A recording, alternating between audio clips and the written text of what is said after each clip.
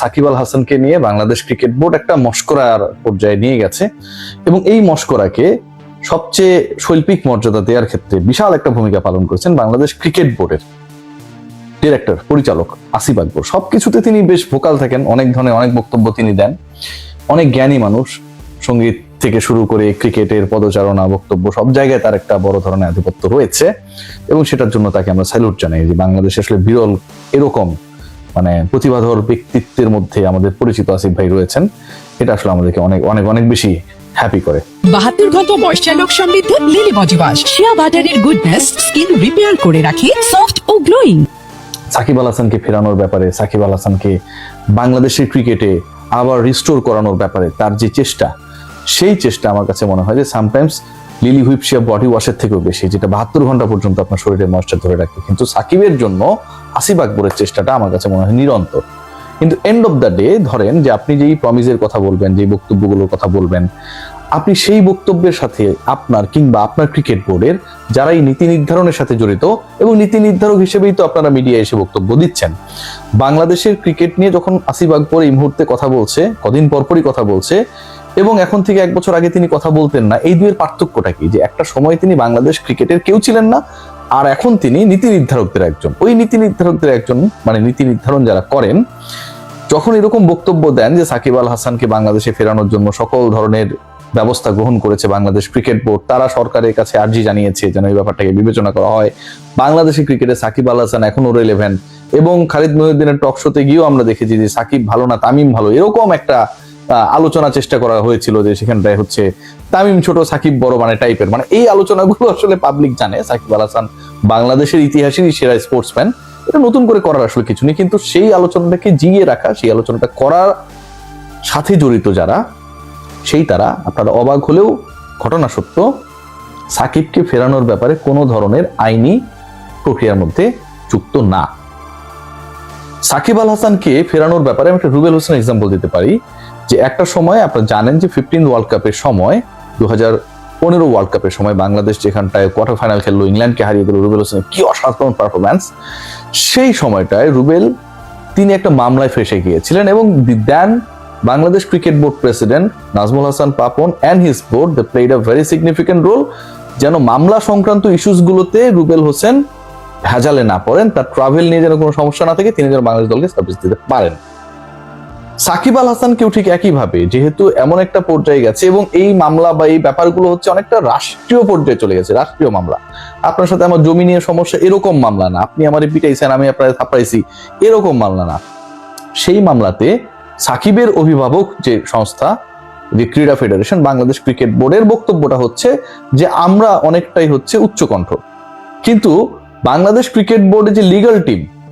Bangladesh cricket বোর্ডের legal team এই ব্যাপারে কোনো কিছু জানে না। বাংলাদেশ ক্রিকেট বোর্ডের লিগ্যাল টিমকে টোটালি সাকিব আল হাসানের ইস্যুতে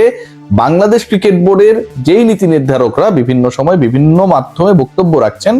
কোনোভাবে ইনভলভ করে নাই। ভয়াবহ হলে ওটাই সত্য, সাকিবকে শুধুমাত্র ব্যানার হিসেবে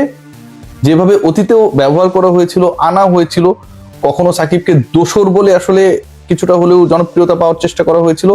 যখন সেই টোনটা চেঞ্জ হয়ে গেছে, তখন সাকিব আল হাসানকে হচ্ছে হিরো বানিয়ে, হিরো হিসেবে অভিহিত করে, যেটা সবাই জানে সাকিব আল হাসান বাংলাদেশের ক্রিকেটের হিরো, একই রকম চেষ্টা চলেছে, একই রকম চেষ্টা চলছে বাংলাদেশ ক্রিকেট বোর্ডের যারা সুবক্তা, যারা গায়ক, যারা এই মুহূর্তে পরিচালক হিসেবে নায়কের ভূমিকায়, তাদের পক্ষ থেকে। এখন যেই পরিচালক বা যারা সাকিব ইস্যুতে এত কথা বলছেন, আমজাদ সাহেবের কথা আমরা বলতে পারি, আসিফ আকবরদের কথা বলতে পারি, মিঠু ভাইদের কথা আমরা বলতে পারি, যারা প্রেস কনফারেন্সে এসে এত কথাগুলো বলছেন, তারা তো ক্রিকেট বোর্ডের ওই ডিসিশন মেকিং এর জায়গায় রয়েছে, ওই চেয়ারটাই তারা রয়েছে। তাহলে ক্রিকেট বোর্ডের লিগ্যাল টিম সাকিব আল হাসানের যে কেসেস গুলো রয়েছে, সেগুলোকে একটা সামারি আকারে কিভাবে ল মিনিস্ট্রিতে যাবে, কিভাবে এটাকে স্বরাষ্ট্র মন্ত্রণালয়ে নিয়ে যাবে, সংশ্লিষ্ট ডিপার্টমেন্ট গুলো কিভাবে এটা নিয়ে কাজ করবে, লিগ্যাল মেরিট রয়েছে কি নেই, অনেক জায়গা থেকে আমরা শুনছি যে সাকিব আল মাশরাফির ব্যাপারে যে কেসেস গুলো হয়েছে, এগুলো কোনো লিগালি মেরিট নাই।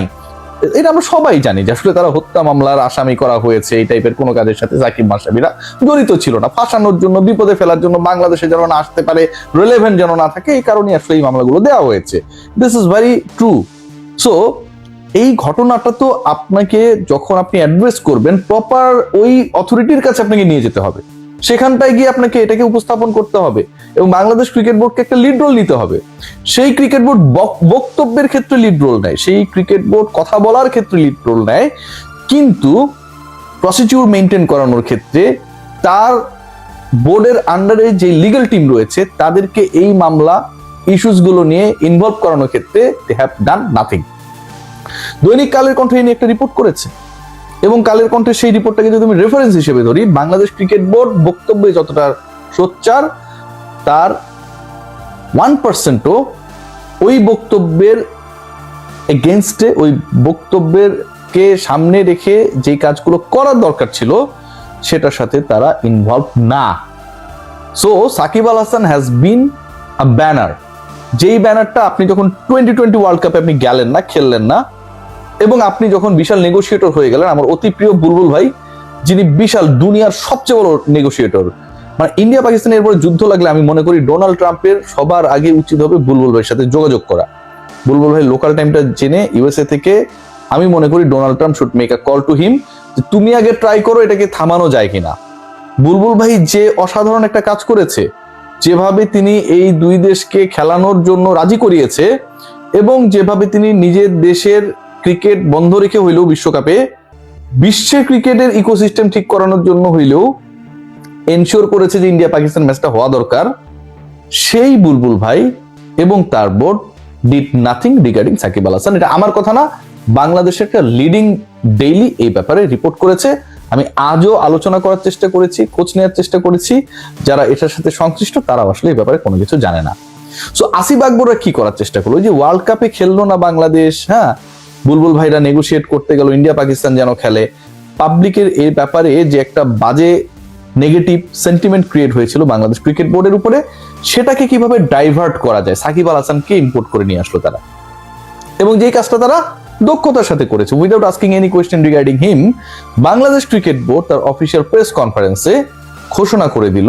যে Shakib Al Hasan is going to be the part of the national team again and we are trying on that, we are requesting the government to consider Sakib's issue. চিন্তা করতে পারেন, আপনি কোনো প্রশ্ন করেননি, তারা উত্তর দিয়ে দিয়েছে। তারা উত্তর দেওয়ার পরে এরপরে তারা যে কোনো বিভিন্ন মিডিয়ার বক্তব্যে আলোচনায় তারা সাকিবের বিষয়গুলোকে আনছে, কিন্তু তারা করছে না কোনো কিছুই। তাদের টিম, তাদের লিগ্যাল টিম বাংলাদেশ